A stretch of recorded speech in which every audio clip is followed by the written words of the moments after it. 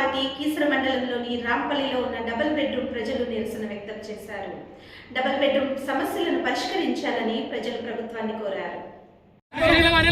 అందరికీ నమస్తే అండి. డబ్బులు పెట్టాము. గత 2 సంవత్సరాల నుంచి వెళ్ళి ఇక్కడ ఇల్లు ఇచ్చారు తప్ప కానీ మమ్మల్ని పట్టించుకున్న నాదులు లేదు. అక్కడ రోడ్డు బాగలేదు అంటే పట్టించుకుంటూ లేరు. నెలలో కలిసి ఒక 100 మంది కింద పడి కాలు చేతులు విరగొట్టుకున్నా కూడా ప్రభుత్వానికి ఎన్ని వినతి పత్రాలు ఇచ్చినా కూడా పట్టించుకునే పరిస్థితి మా రాంపేట డబ్బులు పెట్టుకుంది. మరి గరీబాలకు ఇచ్చిన ఇల్లా లేకుంటే కోటేశ్వరికి ఇచ్చిన ఇల్లా అనేది మాకు అర్థం కావట్లేదు.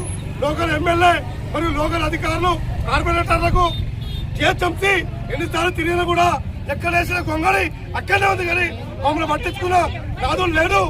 అంటే ట్యాక్సీలు అంటారు.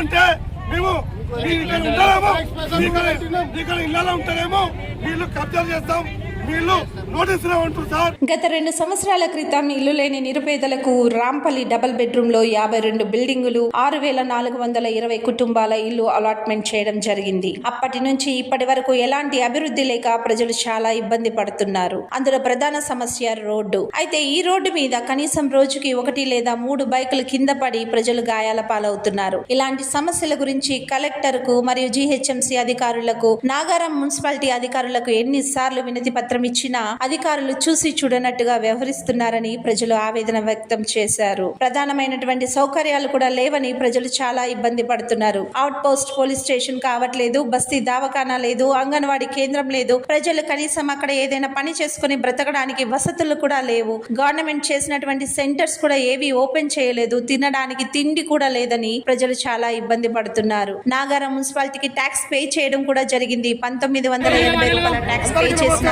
ఎలాంటి అభివృద్ధి లేక మమ్మల్ని గవర్నమెంట్ ఇబ్బంది పెడుతుంది అని ప్రజలు ఆవేదన వ్యక్తం చేస్తున్నారు. ఇంతేకాక నోటీసులు ఇస్తామని చెప్పి పేద ప్రజలను భయాందోళనకు గురి చేసినటువంటి పరిస్థితి ఏర్పడింది. అయితే ఇప్పటికైనా రాంపల్లి డబుల్ బెడ్రూమ్ సమస్యలను పట్టించుకోవాలని పన్నీర్ మహేష్ ప్రెసిడెంట్ మరియు కాలనీ వాసులు ప్రభుత్వాన్ని వేడుకోవడం జరిగింది.